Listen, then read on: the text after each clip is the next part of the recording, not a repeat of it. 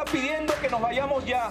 Todo lo que estamos viviendo es gracias a Castillo. El Congreso peruano aprobó adelantar las elecciones para abril de 2024, tras haberse negado inicialmente y en medio de masivas y violentas protestas que han dejado ya decenas de muertos. Una destitución, un presidente más bajo arresto, una nueva presidenta y un estado de emergencia nacional. Y todo esto en menos de un mes.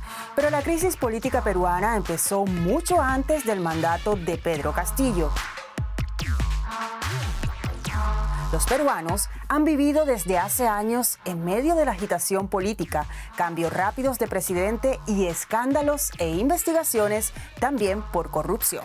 Una crisis que decíamos que es de polarización y de fragmentación que tiene que ver con presidentes en los últimos 6 años. Y desde el 2000, sus mandatarios han sido destituidos o enviados a prisión. El enfrentamiento entre la mayoría parlamentaria del Congreso y el Ejecutivo ha sido recurrente. El Parlamento y los presidentes de turno han tratado de anularse entre sí. Lo que ha sucedido actualmente es de que la presidencia no ha podido gobernar justamente porque el Congreso, la mayoría de los proyectos de ley que tiene la facultad de poder proponerlos el presidente, los ha rechazado. Y el gobierno no se puede disociar la parte ejecutiva de la legislativa y sobre todo también del fortalecimiento y de la confianza que se tiene hacia la judicatura. Los grupos principales de la oposición pues los une el rechazo a Castillo y sobre todo, diría yo, los intereses económicos que tienen, ¿no? Intereses económicos y de permanecer en el poder, o sea, controlar el Congreso. El Congreso peruano se compone de una sola Cámara Legislativa conformada por 130 parlamentarios elegidos mediante elección directa. Tras las elecciones de 2021, la mayoría parlamentaria estaba compuesta por la derecha y la centroderecha. El partido que lideraba ese espectro era el fujimorista Fuerza Popular, con 24 escaños. Otros, como Renovación Popular o Avanza País, consiguieron 9 asientos respectivamente, mientras que Alianza para el Progreso de centroderecha alcanzó 10. Por el lado oficialista estaban el Partido de Izquierda Perú Libre, el Bloque Magisterial, Perú Democrático y Cambio Democrático. El Congreso se completó con los centristas Acción Popular, Integridad y Desarrollo, Somos Perú y los independientes o no agrupados.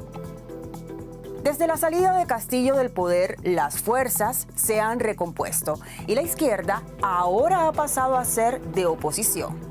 Ahora son 14 los grupos parlamentarios que integran el Congreso. El Congreso que se formó ya era un Congreso muy fragmentado con distintos grupos de poder y ahora también ya en el poder con Castillo se fragmentaron. El principal partido que lo llevó a Castillo al poder, él después lo abandonó.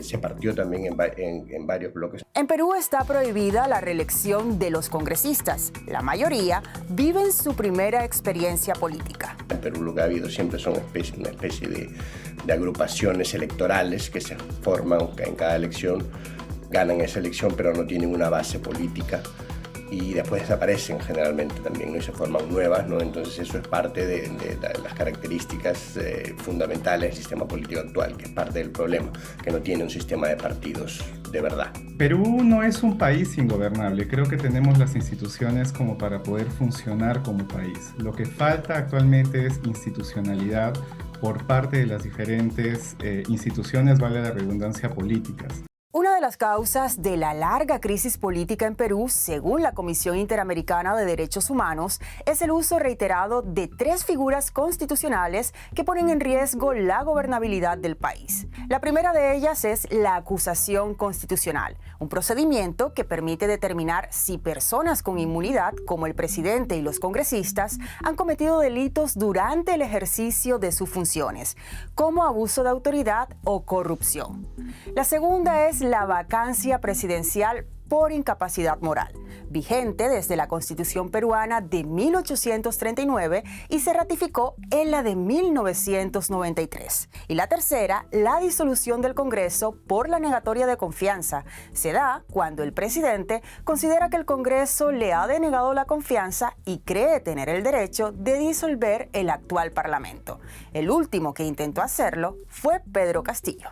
La Constitución peruana es una constitución que, llamativamente al resto de las constituciones de América Latina, le da un gran poder al poder legislativo. Me parece que justamente lo que hace es un balance mayor entre el poder legislativo y el ejecutivo. En esa clave también esto va a estar mediado por otra situación que tiene que ver con el sistema de partidos y el grado de fragmentación o cohesión que tenga esos partidos políticos. Estaría de acuerdo que hay que revisar justamente estas funciones para poder fortalecer un poco también la institucionalidad de cada uno de los poderes del Estado. Un mayor control en cuanto a cuáles son las funciones del Congreso de la República y otras instituciones estatales, básicamente en el tema de justicia. ¿Es la reforma de la Constitución entonces una salida? El problema es no la Constitución, sino la fragmentación partidaria y en todo caso una enorme crisis de representación. Yo siempre digo que si bien necesitamos reformas institucionales en América Latina, primero tenemos que empezar cumpliendo las constituciones que tenemos. Porque si yo cada 15 años, cada 10 años, con cada nuevo mandato presidencial y cambio de color político, voy a querer reformar la Constitución según las necesidades de quien gobierna, entonces termino generando desconfianza hacia las instituciones porque cambian más rápido de lo que el ciudadano las puede conocer. Y lo segundo que genero es ineficacia, porque en gran medida esas instituciones ni siquiera se pueden poner en marcha. Según analistas, otro de los factores que interviene en la crisis que atraviesa Perú es la corrupción, tanto en el sector público como en el privado. La mayoría de estos grupos políticos electorales que hacen política en Perú tienen intereses normalmente económicos, están interesados en medrar del Estado, ¿no? Entonces la corrupción es un problema muy difundido justamente por eso. Son grupos que entran en realidad buscando los recursos del Estado, buscando beneficiar a ciertos sectores y no a hacer política para todos, digamos, para una mayoría. Entonces, ¿qué es necesario para que el país salga de esta crisis política? Una reestructuración que va a partir de un diálogo general. El diálogo general entre todas las instituciones del Estado en conjunto con la ciudadanía y para poder volver a una institucionalidad, a ser un Estado democrático de derecho, porque muchos dicen somos un Estado democrático de derecho, pero en realidad un Estado democrático de derecho no tiene corrupción, tiene instituciones sólidas, dialoga con la ciudadanía. Siempre estamos esperando a alguien que venga, resuelva los problemas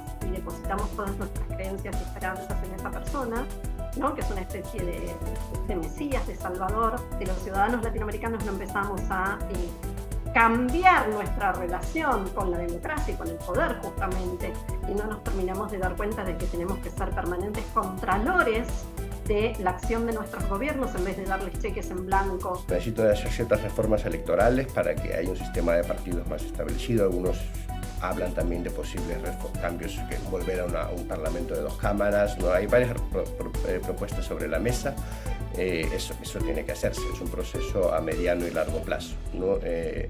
Conseguir que el sistema político de verdad empiece a integrar más a la ciudadanía, que aparezcan partidos que representen los intereses de la ciudadanía y no determinados grupos de interés, ¿no? Ahora mismo hay incluso casi mafias presentes en el Congreso. Un cuarto de los 33 millones de peruanos vive en la pobreza.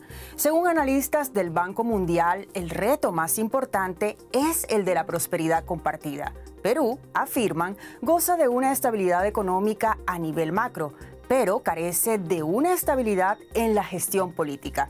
Sin ello y sin una verdadera representación de las necesidades de los ciudadanos, esa bonanza seguirá siendo de muy pocos.